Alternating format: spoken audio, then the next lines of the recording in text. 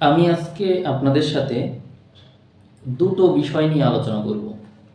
একটা হলো শনি মঙ্গল সংযোগ, আর একটি হলো রাহু চন্দ্র সংযোগ। দুটো সংযোগের কোনো সংযোগই কিন্তু ভালো না, তবে ক্ষেত্র বিশেষে মানুষের কর্মকাণ্ডের উপর ভিত্তি করে এই সংযোগও ভালো হতে পারে। কেমন?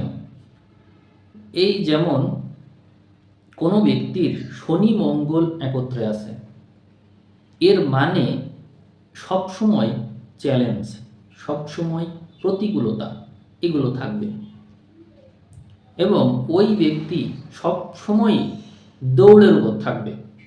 এখন এরকম ব্যক্তি যদি এমন কোনো লাইফ লিড করে যেখানে তার কোনো কাজ নেই, শান্ত শিষ্ট ঝামেলাবিহীন জীবন, এমন কিন্তু সম্ভব না। অর্থাৎ তার কাজ কর্মটাই হবে এরকম যেখানে তাকে অনেক ছুটতে হয়। ধরা যাক তিনি পুলিশ, তাহলে কিন্তু সম্ভব, কারণ সেখানে তাকে বিভিন্ন সিচুয়েশন ডিল করতে হয়। আবার ধরা যাক তিনি শিক্ষক, তাহলে শিক্ষকতা পেশায় তাকে এমন সিচুয়েশনে থাকতে হবে বা এমন পজিশনে থাকতে হবে যেখানে তাকে অনেক ঝামেলা নিতে হয়, যেমন হেডমাস্টার অথবা হেডমাস্টারের অ্যাসিস্ট্যান্ট টিচার। আপনারা মোটামুটি বুঝতে পেরেছেন যে শনি মঙ্গল সংযোগের নেগেটিভ ফলাফলে শুধু সবসময় থাকে না, পজিটিভও থাকে, অর্থাৎ তার দায়িত্ব অনেক। ধরা যাক পলিটিক্সে সে ইনভলভ হয়ে পড়বে, অথবা তার সাথে পলিটিক্স করা হবে যার কারণে তারও পলিটিক্স করা লাগবে, সেটা ফ্যামিলি হোক, দেশ নিয়ে হোক, যে কোনো বিষয়ে হোক, সে এই বিষয়ে জড়িয়ে পড়বে এই শনি মঙ্গলের কারণে। এবং শনি মঙ্গল সংযোগের কারণে মানুষ সমালোচনারও শিকার হয়, অর্থাৎ কোনো একটা ঘটনা ঘটলো, সেখানে সে সমালোচিত হয়ে গেল। যেমন পরীক্ষা দিতে সে সময় মতো পৌঁছাতে পারলো না, ফলে অনেক সময় এইটা নিয়ে গেটম্যানের সাথে তার কথা কাটাকাটি, তারপরে হচ্ছে পরীক্ষা যিনি নিচ্ছেন তার সাথে তার বাকবিতণ্ডা হতে পারে। আবার মানে সবসময় একটা ঝামেলা, দ্রুত যেতে গিয়ে কারোর সাথে ধাক্কা লাগলো, তার সাথে বাকবিতণ্ডা হলো। আবার যে গাড়িতে যাচ্ছিল সেই গাড়িটা নষ্ট হয়ে গেল।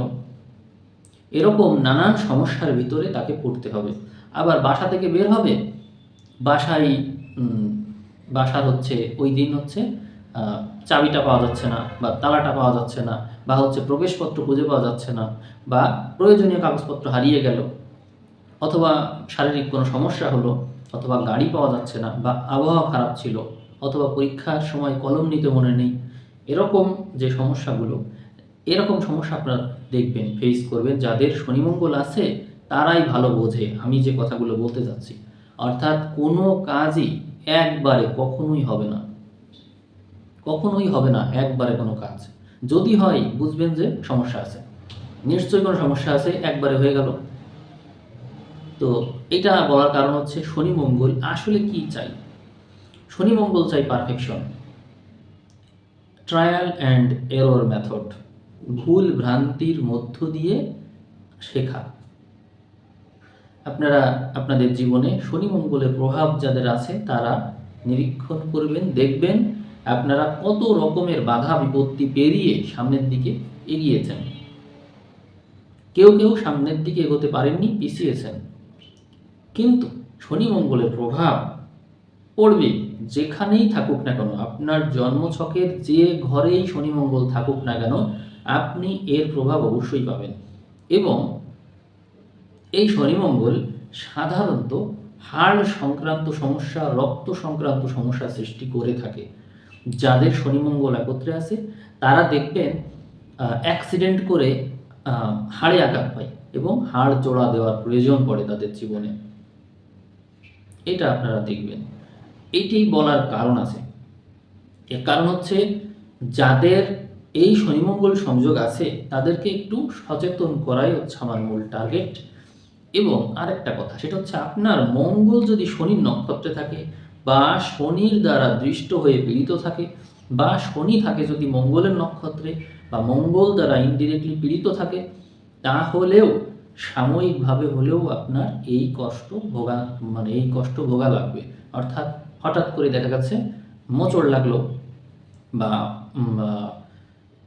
কোথাও টান লাগলো বা হচ্ছে হাত ভেঙে গেল বা পা ভেঙে গেল, এই যে কষ্টটা এইগুলোর কিন্তু এইগুলো ফেস করা লাগে। আবার অনেক সময় ফোড়া হয় বা কখনো কোনো সার্জারি করা লাগে বা দাঁতের সমস্যা হয় বা হাড়ের সমস্যা হয়, কখনো রক্তের সমস্যা হয়, কোনো না কোনো সমস্যা হবেই।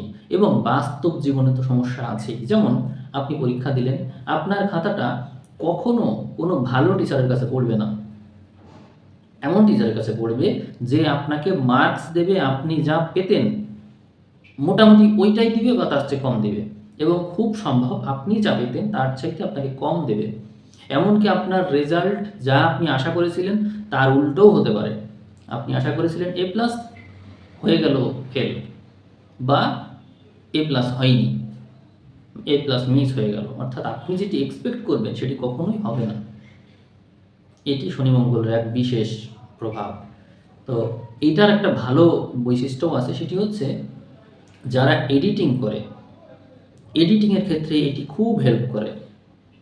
এডিটিং করা, ছবি আঁকা, কোনো কিছু কল্পনা করা, বিদ্রোহী সূচক কোনো কিছু লেখা, এরকম নানান বিষয় আছে। ভালো বক্তৃতা দেওয়া, নেতৃত্ব দেওয়া, শাসন করা, তারপরে হচ্ছে ট্রেনিংয়ে কঠোরভাবে দমন করা, এটা খুব ভালো পারে এগুলো। এই শনি মঙ্গল যাদের থাকে এরা খুব ভালো কঠোর হতে পারে, অন্যদেরকে খুব দমন করতে পারে, কারণ এদের মধ্যে দুই বৈশিষ্ট্যই থাকে। এই হলো ব্যাপার। আমি এখন শনি মঙ্গল নিয়ে কথা বললাম, রাহু চন্দ্র নিয়ে একটু কথা বলবো।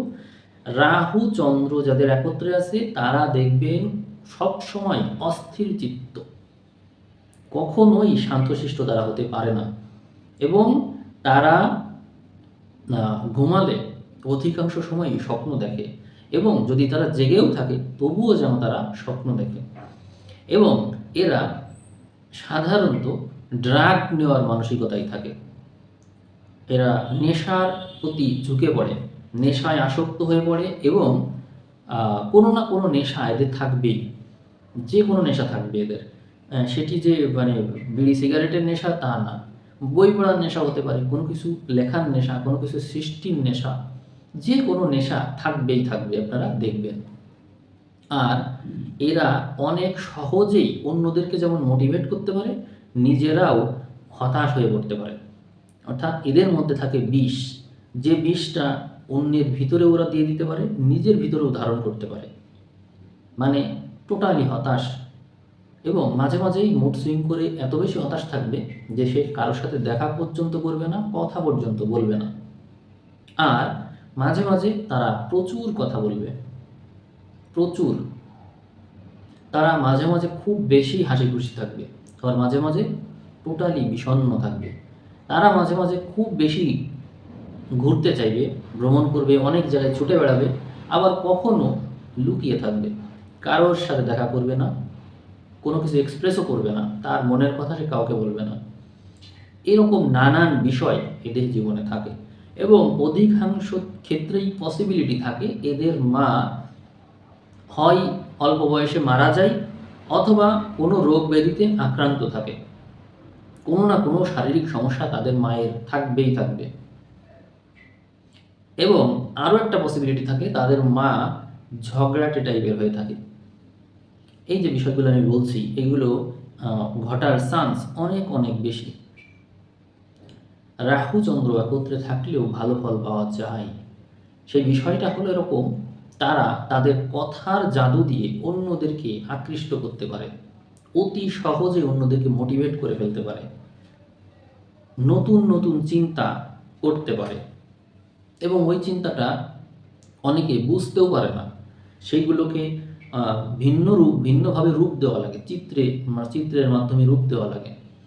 যেমন কোনো আর্টিস্ট সে ছবি আঁকলো, সেই ছবিটাই আমরা বুঝতে পারছি না, তাহলে সে যা চিন্তা করেছিল সেটিও তো বোঝা অসম্ভব, তাই না?